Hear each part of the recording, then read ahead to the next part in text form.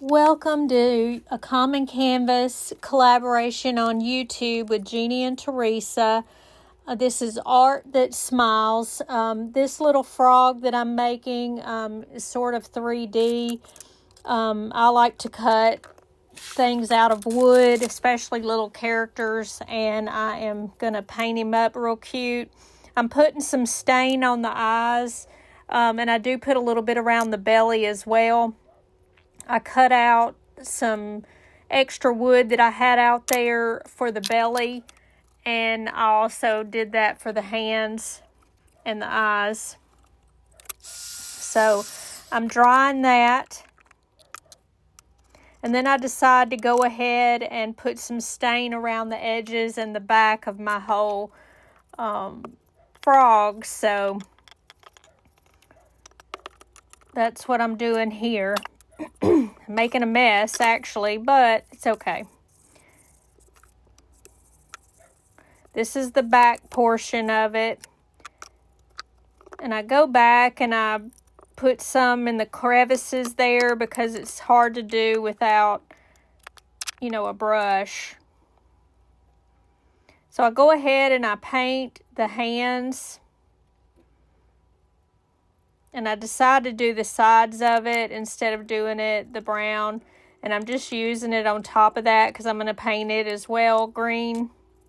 And then I set them aside while I'm putting this on the major portion of the frog. And this is Old Ivy by Folk Art color. And then I use some hunter green to go around the edges to kind of highlight it a little bit better, because right now it doesn't look much like a frog, but it will.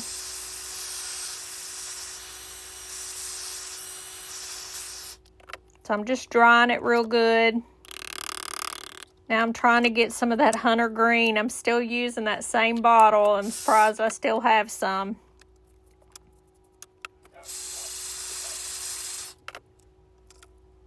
I'm drying everything real good, and I realize I have some lighter color on there, so I need to get it off. But I have to get some more. And I just keep going around the edges just to make it a little bit more dimensional by putting that. Put a little bit around the neck.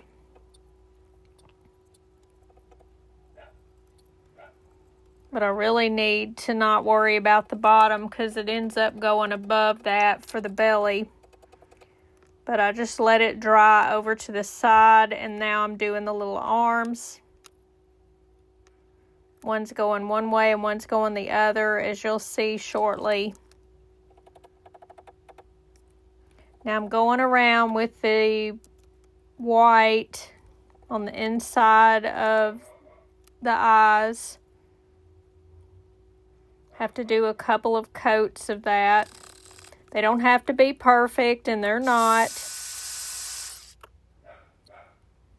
And I end up changing them just a little bit once I'm off of here, so you'll see the finished project this afternoon, so please come back and look to see how it looks exactly.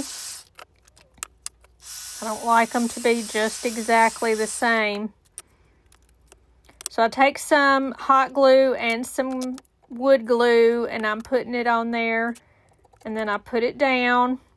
Now the arms are also 3D, so I'm having to put a lot at the bottom to make it look kind of like he's holding his stomach.